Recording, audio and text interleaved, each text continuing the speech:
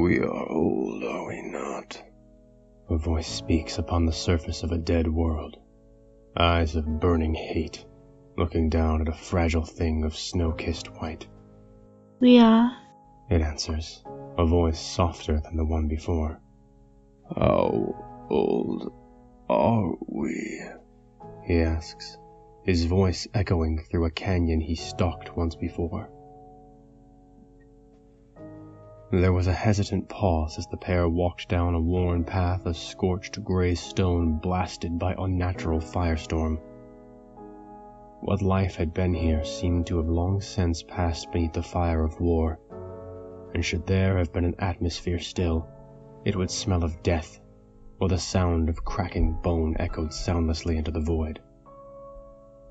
What fractured life he had come from was long since passed beneath the unending fire of change, and to survive, he had bonded with something unnatural, two halves of a whole. He stopped, standing atop a cliff that had once been a verdant waterfall amid a beautiful forest, now stripped bare. Her voice answers in a calm, distant tone. Younger than the stars, but old enough to remember the fire. Why did we come here? He asks in return, his voice echoing through the canyon. Did we tell a story from here? No, we came here to remember the time before us, the white creature answers, leading the giant down the path once again. Silence soon filled the breach between the two of them as they walked across the surface of a dead world scarred by those who came before. Once more signs of old life seemed to remain like shadows on the ground, where the flash of nuclear fire had pulsed into reality. Etched into the ground like a wordless epitaph that spoke of a world of beauty, snuffed out by the uncaring nature of those greater than the very ground. It rumored that the battles waged, as spent casings and craters were rife throughout the canyon. Remnants of an ancient time, a battle gone unremembered, into what could be considered time immemorial now. Are you sad, my heart? She asks, her voice heartfelt and distant. I am sad, he answers coldly. She stops and looks to him as he towers over her, his shadow of black seemingly consuming the space between them completely. What does it feel like? Like the night I was born, he answers. She poses another question. Am I that terrible? All things are terrible, he speaks, looking to her. All things are pain. Silence descended upon the two once more as they traveled through a graveyard born of fire of a forgotten age. A time of myth washed aside by the unending idea of utopia and victory, replaced by darkness, fear, and fate. Such knowledge was his to hold, but he felt nothing towards the twisting lanes of ideas born of a different and shadowed time. What had been never existed in the first place, entombed within the birth scream of the pair's meeting. What history he had known, what suffering he had endured had become shared. It was miasmic in nature, and pulsed from them, like the gentle lapping of waves on a distant and forgotten shore. To him, the thought of the past was a difficult memory, coated in the morning fog familiar to a place he had once known in his stolen years of childhood. His eyes peered through a haze of hate, born of forgotten emotions.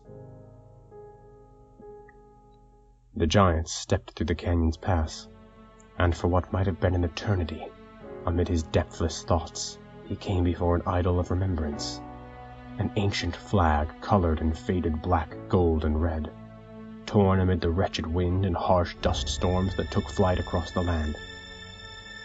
Upon it was the tattered image of the double-headed Aquila. Tell me a story, he speaks finally. She turns to him, Unnatural eyes of crystalline azure looked upon battle-weary shoulders before she spoke. What kind of story, my heart? A story about men, he answers.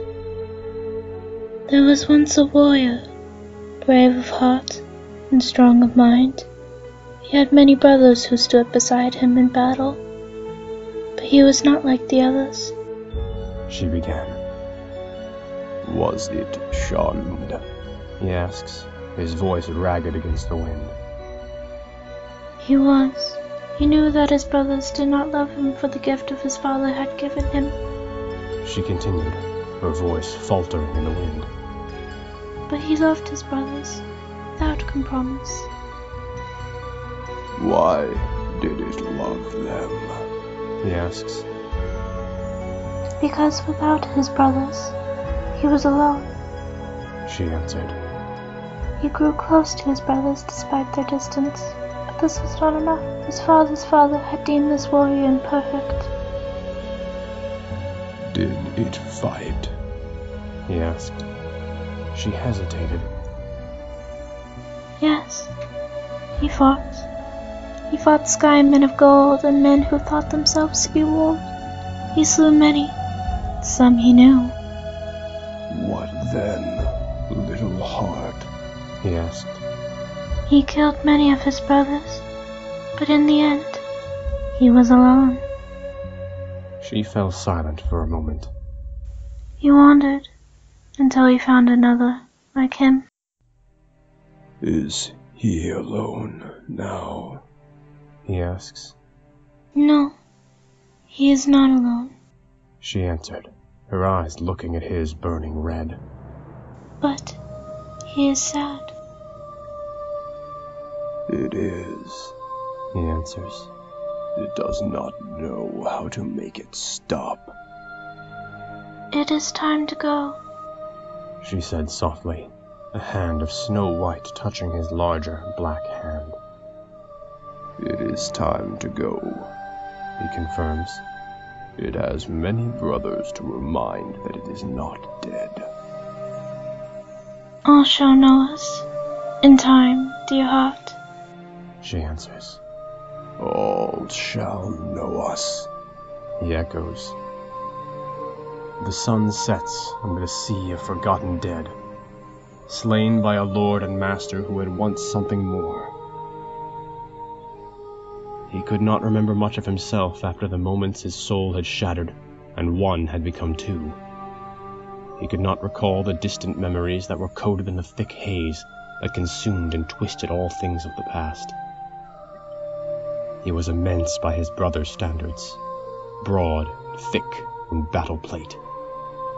Many were his weapons, and many were the helms he carried with him. His face was nothing more than a helmet, warped into a snarling mask of fang and metal, while burning red lenses fumed ever constantly. He was strong, and touched by elements that stretched beyond mortal flesh, his genetic lineage forgotten to the endless sea of time itself. He had many names, though most were Xenos made. Of the few Xenos that were willing to watch this ancient and shattered soul, only the Eldari Farseer felt anything for this man. She could see the creature that strode beside him, and see it for what it was, a soul split in half and tethered to a seemingly immortal body. She turned her gaze away from him, striding beside her kinsman towards the webway that would lead this wandering and shattered soul to his next quarry. A solemn task, but necessary.